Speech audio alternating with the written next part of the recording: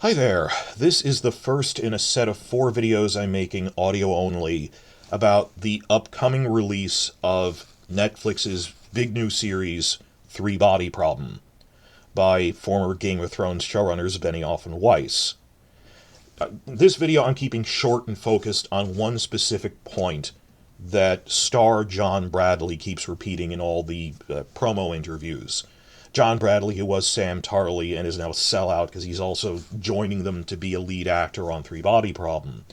He first said this in the THR interview a month ago, but he's been repeating it really heavily as he's going around the interview circuit on talk shows, stressing and doubling down on this show will lead people to reevaluate Benioff and Weiss. This will resurrect their careers. He has said word for word, well, the THR interview, he said, we know how much pressure is on this. They set the bar too high, that this has to be a big comeback. It can't be anything less than great, not just a competent show, but great. It has to blow people's socks off, as they say, that this will lead people to reevaluate them and realize just how great they always were. That is what John Bradley said, and that's the one focus of this short video. My point is, reevaluate what? Even if it's great and we can somehow prove it's due to them specifically and not their handlers that Netflix assigned to them, like Alexander Wu. Maybe it's great because of him. Let's accept that it is great and we can somehow prove it's due to specific choices they made. All that would really prove, John Bradley, is that they were physically capable of making Game of Thrones great in its later seasons, but chose to rush it. That yes, you've proven you are physically capable of these things, and you rushed it to leave for a big Star Wars movie career, and were too arrogant to hand it off to someone else if you didn't want to keep doing it anymore. Now, the whole point of my channel, which is harder to prove, and that's not the point of this video, is that in addition to that, they were always incompetent buffoons. And as they've openly joked, this was the world's most expensive film school. There's a lot of evidence of this. The stuff they said at Austin Film Fest, that they've been saying that for years, it's just no one wanted to report on it because it's embarrassing. But, there is paper evidence. This isn't just opinion. We have cited quotes of real problems they had on the things going back to the original failed pilot, which are specific technical mistakes they made through Season 8, like lighting levels, or don't put exposition in the script that is nonverbal, things like that. And you don't just forget these lessons. They said, oh, we learned by Season 1. It's more probable HBO made you delegate these things to the directors and other people, and then over time you just stopped listening to them. That you were a figurehead who stopped listening to your own advisors. That is harder to prove, I admit, though there is evidence, but that's not the point of this video. The widespread bias or meme among a general audience who aren't even sure of whether they were figureheads or not. Bigger than me, I can't control this or influence this. They can't. You can't just, it is settled into popular opinion among a general viewership that they at least rushed Season 7 and 8 to run off to do a movie career. That is a very widespread opinion. And it doesn't even factor into that whether they were physically capable. Okay, you've proved that you were the ones physically doing this, that it wasn't just you were a figurehead delegating it to your directors, but you simply chose not to. This isn't the first time that a director or showrunner has abandoned a project to take a contract at something else. I could list off many examples. Please do that in the commentary. Just, yeah, I'm a cynical careerist who will abandon a project mid-run.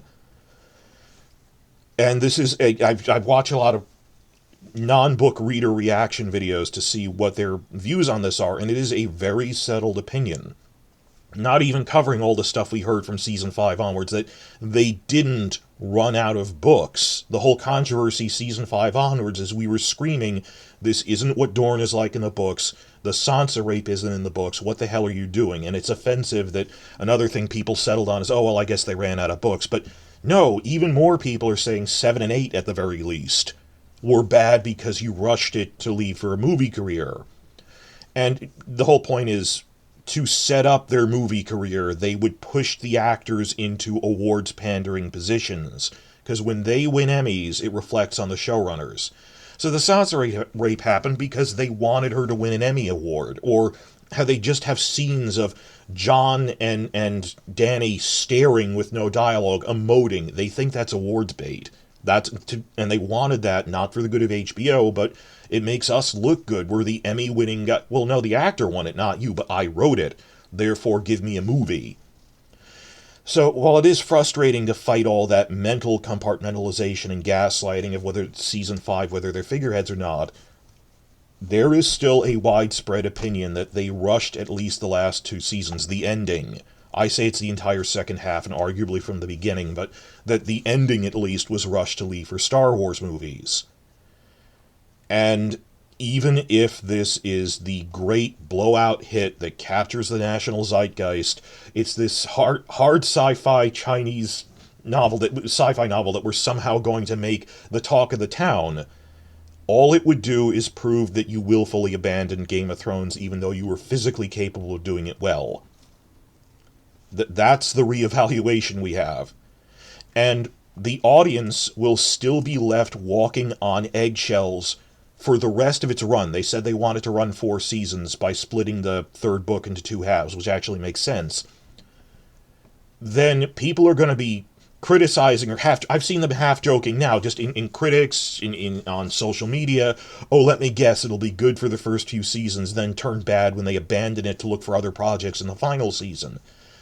That's frighteningly accurate, because I'm going to link this at the end of this video, one I already made, reacting to a comment Benioff made in THR, where he openly joked, oh yeah, we need to get to the big space battle at the end of season 2, and after that, we're set.